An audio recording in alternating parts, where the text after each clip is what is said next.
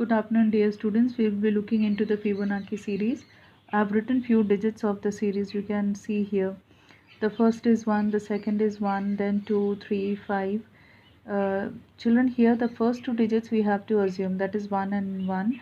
But from the third digit onwards, we will get it by adding the previous two digits. So if I add 1 plus 1, I'll get 2. 1 plus 2 if I add, I'll get 3. 2 plus 3 if I add, I'll get 5. 3 plus 5 I'll be getting 8. Okay, so this is how we are going to this is the Fibonacci series. So now we will be looking into how to create a program so that this series can be generated on computer as well. First thing. Second thing, children, here I have written it in a vertical way, but in the computer we will be printing it horizontally. So we will be using semicolon for printing. Okay, now let's start the program. um, let's assume that the first number 1 is f1 and the second number is f2. That means f1 is assigned a value 1 and f2 is also assigned a value 1. This forms the first two digit of the series. Now we have to print this. Again, printing is very simple. You have to write a question mark. We will be writing f1 semicolon f2 semicolon. We know that because of this semicolon, the series will be printed in a horizontal line, and I have also put a semicolon at the end so that the next digit which I am going to print will come next to this, so it will be coming in horizontal line. Now after the first two digit, the next two digit in the series we will be getting by adding f1 and f2. That is by adding 1 and 1. This is f1 and this is f2. I'll get the next number in the series. So let me assign this to a variable, let's say f. Now 1 and 1, 1 and 1, when I add I'll get 2, which is the third number of the series. So let me print it. Print f. So I get 1, second digit 2, 1, and the third digit 2. Now let's come here. Now according to a program, this is f1 and this is f2, and when I add f1 and f2, I'll be getting the third digit of the series, that is 2. Now this is actually f. Now but to get the next digit of the series, we have to add 1 and 2. It means now this will become f1 and this will become f2. Look here. To get this, I have to add this and this. So what we have to do? We have to assign the value of f2 to f1 and f2 will become f. So now I'll add this and this, which is 1 and 2. I'll get 3. Now let's look how to continue with this program.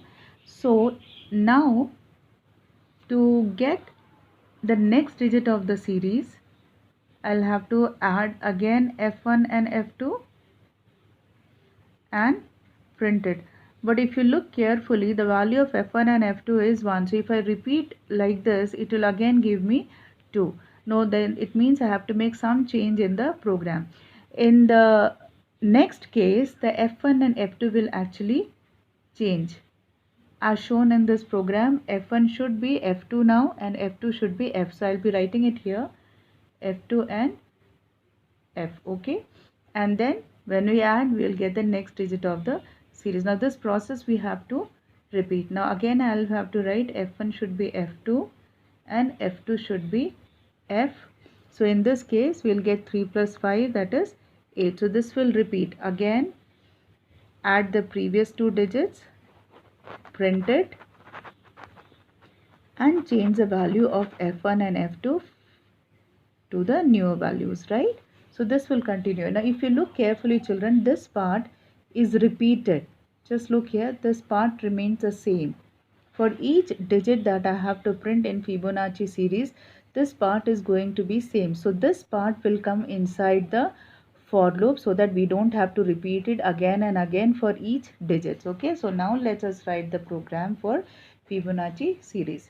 This remains the same. So I'll be writing f1 is 1, f2 is 1, print f1 and f2. Now write this also, f is equal to F1 plus F2, print the next number in the series and change the value of F1 and F2 to the newer values. Okay, now this thing we know that needs to be repeated. How many times it needs to be repeated in our case? For I is equal to 1 to 13. Now why I have repeated it till 13? Because the question was to print the 15 digit of the Fibonacci series, right? The first two digit, that is 1 and 1, we are already printing. So now how many digits we are left with? We have left with only the next 13 digits. So that's why I have executed the for loop for only 13 times, right? So add the previous two value, print, and get the next value for F1 and F2, and then finish the for loop. Ends up. Now this is going to be a Fibonacci series. Now this part will be repeated 13 times, and because of for loop I don't have to write it again and again. Now look here, how many variables we have? F1, F2, I and F. So we have to declare it using dim statement. So I'll be writing dim I%, F%, F1% and F2%, and again this is the code of command 1 underscore clips. So this is the program of the Fibonacci series. If you remember, the screen that I've given is like this: Fibonacci series, then you have the clear, and then you have exit. So this is command 1, this is command 2, and this is command 3. So this is the code of command 1. Command 2 is clear, it is CLS, and command 3 is exit with that is your end. So children, I have given you the code of Fibonacci series also. All the three programs of for loop, that is assignment number 1, 1A and 1B, please go through it. So next day 3 TT when we are meeting, we will be meeting using Zoom or using your Google Meet. So please come up with your doubts, okay? Please don't leave any doubt for yourself. Take care.